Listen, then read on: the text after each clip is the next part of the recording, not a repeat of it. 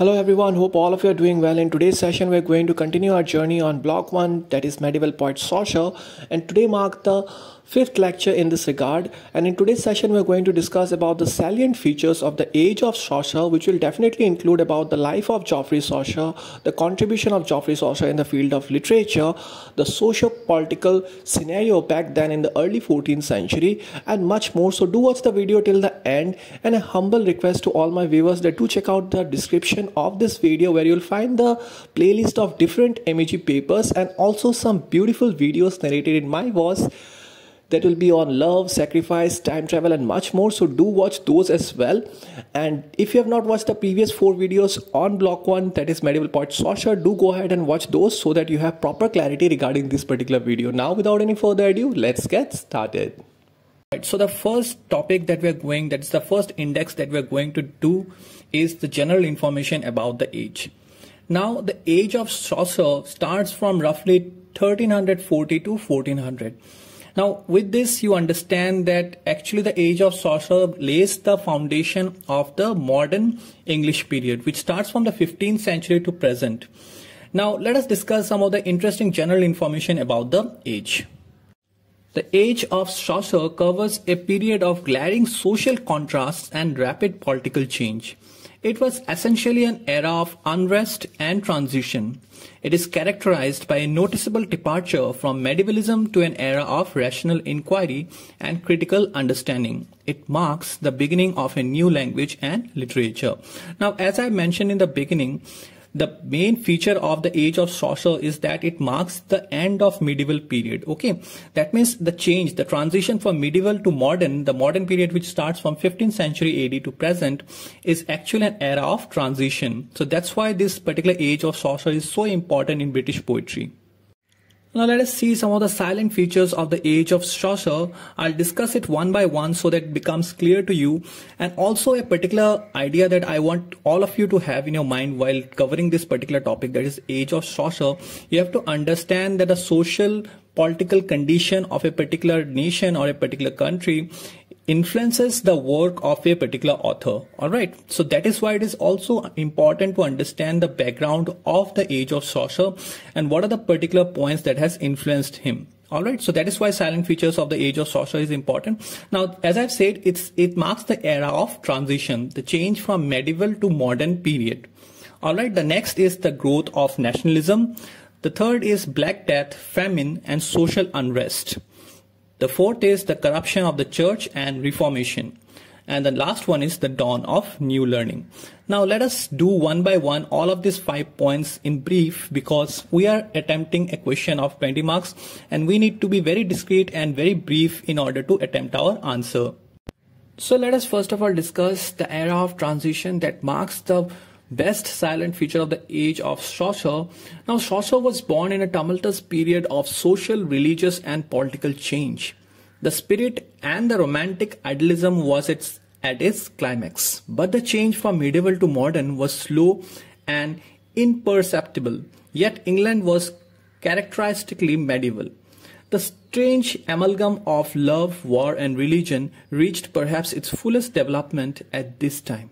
Literature changed from oral to written. Now this is very important, guys, because previously literature was mostly conveyed in an oral way, in a verbal way, but later on this particular period it was being documented. Alright, now focus was shifted from the text to reader.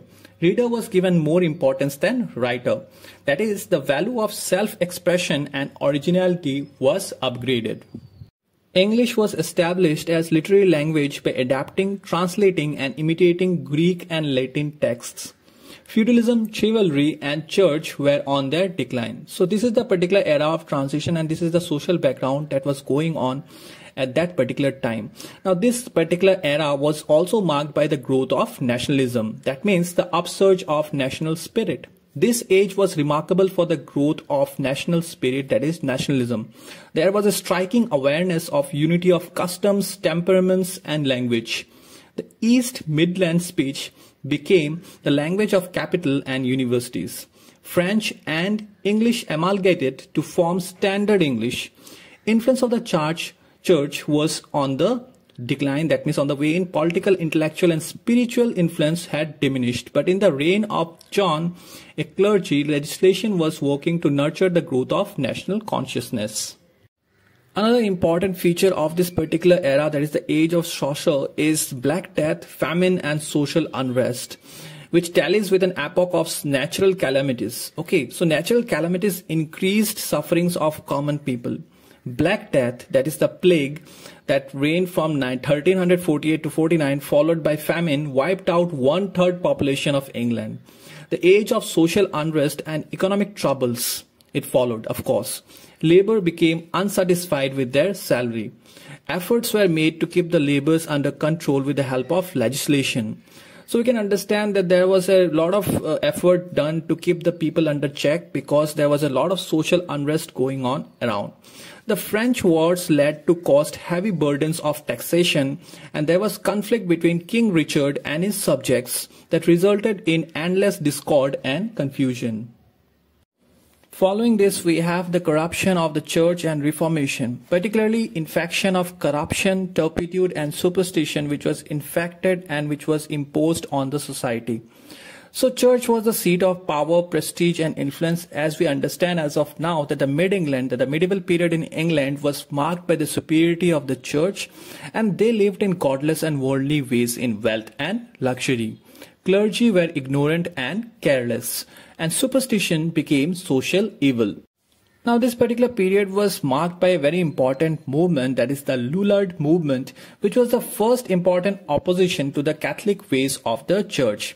Now during this period and during this movement, several religious pamphlets were written and a complete English version of the Bible was seen.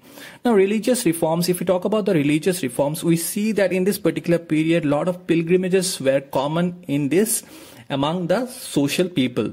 And religious reforms opposed church on grounds of idleness and laxity. Now the final silent feature that I want to discuss in this particular session of the particular age of Chaucer is the dawn of new learning.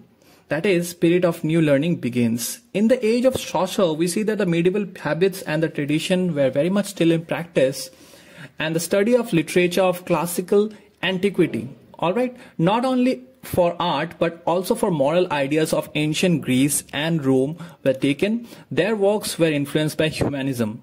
The sense of beauty, the delight in life, the secular spirit comes into practice.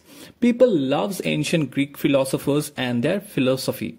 During this age, England passed through journey of medievalism and come to the beginning of modern world.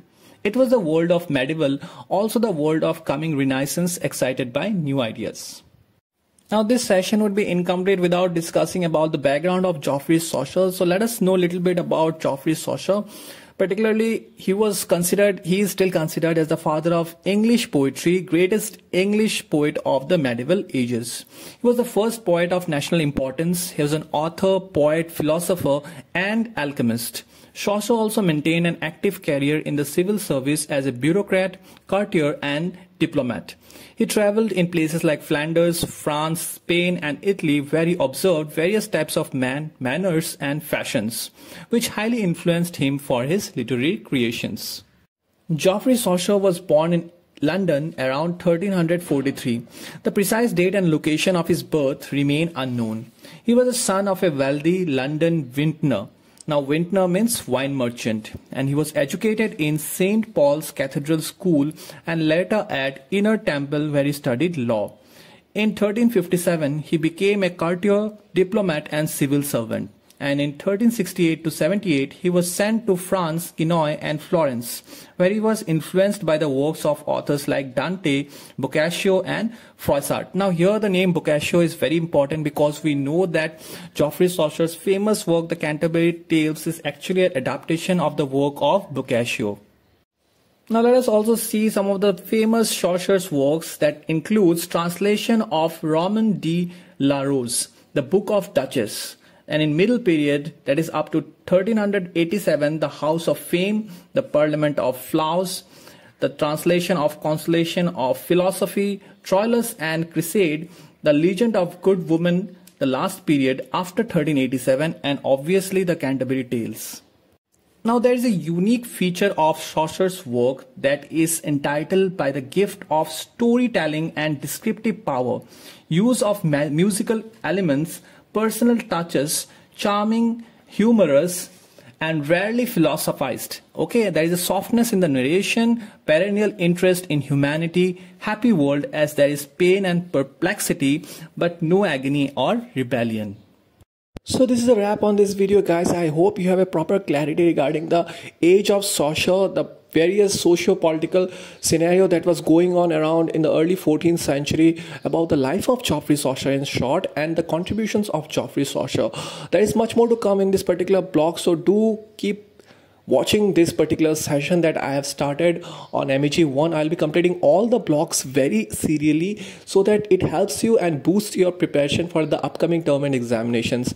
And yes, if you have any doubt regarding any particular portion of today's video, do feel free to comment in the comment section. I'll definitely try to address it in the next. And do kindly join our social community handles, that is our Facebook page and our Facebook groups, to be instantly notified about any IGNOS notification. And yes, a humble reminder again to kindly watch the recommended videos given in the description, narrated in my voice, that is on love, sacrifice, time travel and much more.